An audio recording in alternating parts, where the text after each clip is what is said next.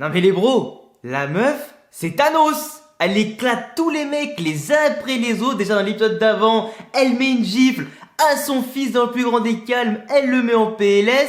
L'épisode d'après, elle met une claque à Shinju, gros. À Shinju, mais elle l'a envoyé valser dans le mur, c'est pas normal. On a quand même une meuf, les amis, qui trône tout en haut de la hiérarchie de l'organisation maléfique de la série, qui du coup dirige un petit peu dans l'ombre et du coup maintenant dans la lumière, maintenant qu'elle est révélée. Toutes les organisations, tous les coups de pute, tous les coups bas, c'est tout elle qui gère juste pour se faire un max de thunes comme une bonne milf qui coûte se tape des riches pour rien. C'est aussi le genre de meuf qui va te maltraiter juste pour atteindre tous ses objectifs. T'arrives à la fin où maintenant elle peut même maltraiter physiquement les gens. À un moment les amis, il n'y a plus de limite. On est quand même devant une violence les amis, je crois jamais égalée, jamais inégalée. Je sais même plus comment on dit. Dans tous les Inazuma Eleven, j'ai jamais vu ça. La meuf elle fait quand même 1m50, elle fait peur à personne, tellement non seulement déjà de 1, elle est moche, elle a pas de charisme, elle a pas de design, elle a rien. Et en plus de ça, ils se font tous maltraiter sans broncher. Alors certes, là, elle avait du coup un petit bracelet, enfin une sorte de coudière et tout ça qui du coup dynamise les muscles, donne plus de vitesse et de puissance, ce qui justifie justement le fait que Shinju n'a rien vu venir et qu'il a fini dans le mur du coup.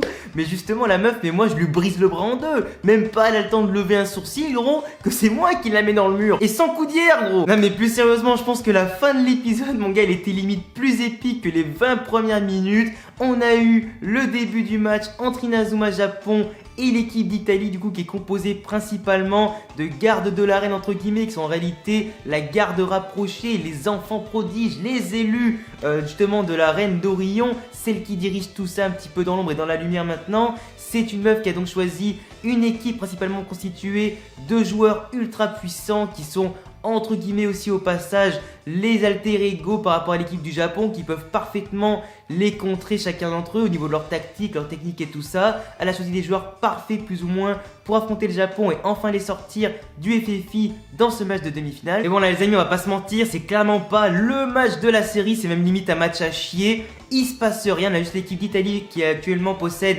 la coudière, qui possède la genouillère qui du coup dope leur vitesse, leur puissance, leur capacité. On les voit vraiment courir à 100 à l'heure du coup en provoquant justement leur corps à la limite. On voit leurs jambes qui partent dans tous les sens, qui leur donnent une vitesse phénoménale, mais on les voit tous totalement épuisés, comme à la mi-temps, enfin c'est pas la mi-temps, c'était la pause quand il y avait la pluie. On les voit que pendant la tempête, ils sont tous extrêmement fatigués, d'où le fait que Nosaka avait proposé de faire en sorte de les faire courir partout pour les épuiser et les éclater. On voit qu'ils sont totalement morts. Sauf que clairement, c'est pas du tout régalé en battant du coup ce début de match là. Il va falloir attendre à mon avis l'épisode d'après pour un peu plus se régaler, voir peut-être plus de techniques, de combinaisons, de buts et un minimum de beaux jeux, parce que là on se fait vraiment chier. Les joueurs du Japon perdent le ballon facilement forcément par rapport à la vitesse adverse. Ils le récupèrent seulement quand les genouillères sont un petit peu pétées ou quand les gens ne contrôlent pas assez bien leur gadget, ce qui forcément truc un petit peu les jeux. Il y a la pauvre Norika justement qui a été choisie en tant que gardienne cette fois-ci parce qu'en face ils n'ont pas forcément tous les éléments et les données pour analyser les techniques de Norika qu'elle peut potentiellement faire ou faire évoluer pendant le match. Donc forcément c'est elle qu'ils ont choisi plutôt que Mark Evans ou Nishikage par exemple qui est blessé, parce que en face apparemment ils possèdent tous les plans, les techniques, ils ont analysé tout ce qu'il fallait pour parfaitement contrer le Japon. Donc forcément Norika c'est la seule qui n'a pas beaucoup joué, donc forcément c'est peut-être le plan le plus adapté, mais la pauvre elle a quand même encaissé 2 buts en 2 fois la technique de la tour de Pise. On voit aussi qu'en face les joueurs d'Orient de l'équipe d'Italie n'ont pas forcément envie d'utiliser les gadgets, ils veulent peut-être jouer un football simple, propre, qui veulent vraiment se faire plaisir sur le terrain. Malheureusement pour eux c'est un petit peu les chouchous de la maîtresse d'Orion, sachant qu'en plus avant ils ont perdu l'équipe du Brésil dans leur organisation, donc forcément ils sont obligés de suivre ses conseils, de suivre ses consignes et tout ça, de porter les gadgets et de les utiliser contre leur gré même si ça leur fait super mal. Dans le même temps pour l'instant ils gagnent le match 2-0, en plus quand le Japon a enfin fait une grosse technique combinée qui était donc le manchon empereur V2 assez perfectionné du coup à ce niveau là entre le pingouin de Mizukamiya et le côté le requin de Aizaki. Ils ont pas réussi à marquer, mais si la technique de la gardienne n'a pas du tout résisté, t'avais quand même le capitaine qui s'est jeté pour sauver le ballon et la cage. Il y a toujours 2-0 pour l'instant pour l'Italie. On avait vu notamment au tout début de l'épisode que l'Italie était bien plus fort en termes de tactique et tout ça, de technique et de physique, même si c'est pas forcément vrai vu qu'on voit qu'ils ont besoin d'un gadget pour mettre à mal le Japon et les humilier. On avait quand même vu au début de l'épisode qu'apparemment le Japon n'avait pas les capacités, en toutes les capacités, tous les secteurs pour remporter, justement pour rivaliser avec l'Italie et remporter ce match là. Ils ont absolument besoin de compléter Last Resort pour remporter ce match là. On a donc la confirmation dans cet épisode là, mais vraiment la vraie confirmation que Axel Blaze Blaze est vraiment le meilleur attaquant, si ce n'est le meilleur joueur de la série, tout Inazuma Eleven confondu, parce qu'à lui tout seul il est capable de maîtriser une technique qui est invincible, qui ne peut pas être arrêté, qui est simplement faite déjà de base uniquement par lui, qui est redouté par tout le monde sur le terrain, tous les gardiens, même Mark Evans ne pourrait absolument pas l'arrêter. Et là on voit 3 joueurs, si ce n'est 4, Kozumaru, Aizaki, Asuto et Nosaka, qui galèrent vraiment, mais même à 3 d'un côté et 1 de l'autre, à faire la technique, à essayer un petit peu de la créer. Tout le monde réfléchit actuellement, Ichiyoshi et tout ça, pour essayer de la compléter. On voit un Axel Blaze qui voit tout le monde faire un maximum d'efforts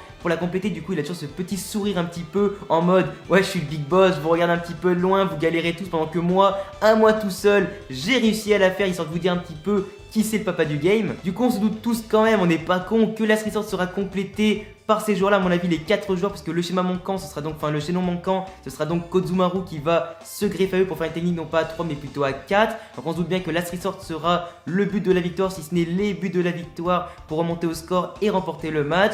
On se doute tous bien évidemment aussi que la Street Sword va potentiellement évoluer à un stade encore supérieur, vu qu'il y a encore la finale derrière contre la Russie ou une autre équipe d'Orion. Donc forcément cette technique là est la plus puissante de toutes. Je pense que là il n'y a plus grand chose à dire, tout le monde veut compléter ces techniques là et pas une autre. On en entend parler depuis le début d'Orion, c'est pas pour rien. Axel Blaze, meilleur attaquant si ce n'est meilleur joueur. La Street Sword, meilleure technique de tir. De l'autre côté, on a aussi vite fait appris pourquoi l'entraîneur chinois avait été banni pendant des années, surtout pourquoi il avait été banni justement du monde de football. C'était en réalité à cause d'Orion, et surtout à cause de la maîtresse d'Orion qui a décidé donc de le bannir pour l'empêcher d'enquêter et de se rapprocher un petit peu trop près de Orion, qui était à ce moment-là du coup déjà très malveillant, et lui il commençait déjà à monter une petite résistance pour les démonter depuis l'intérieur. Après sinon moi ce qui m'a vraiment un petit peu saoulé durant l'épisode, c'est vraiment aussi le discours un petit peu avant la reprise du jeu de Asuto, qui nous sort un discours, enfin certes c'est un discours un peu shonen, de gentil, tout ce que tu veux, mais c'est pas vraiment le discours qu'on voulait entendre. On voulait vraiment que Nosaka il applique sa tactique, qu'il leur rende la monnaie de leurs pièces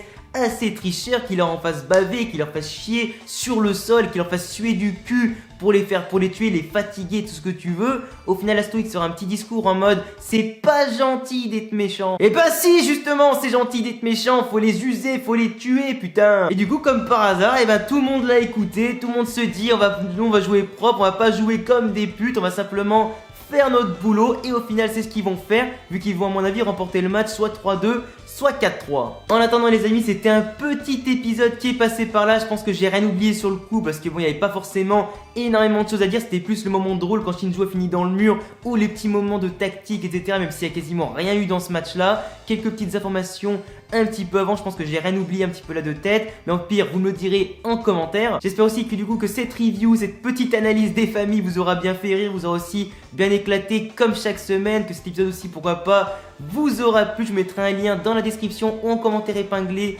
un lien pour l'épisode si vous ne l'avez toujours pas vu, soit en sous-titré français, en sous-titré anglais ou espagnol pour ceux qui lisent un petit peu d'autres langues. Je vous laisse vous abonner comme d'habitude, me soutenir un maximum sur Utip pour m'aider à financer les let's play narratifs Inazuma Eleven, les autres séries, d'autres vidéos beaucoup plus ambitieuses. Je vous laisse également aussi me suivre sur Instagram et Twitter, parce que sur Instagram je vais bientôt faire dans mes stories quelques sondages, j'ai posé quelques petites questions pour développer quelques vidéos avec votre participation. Du coup n'hésitez pas à aller me follow, c'est gratuit, c'est tranquille et ça fait plaisir de voir la communauté s'agrandir. En attendant les amis, portez-vous bien et on se retrouve bientôt cette semaine pour de nouvelles vidéos. Ciao les gars.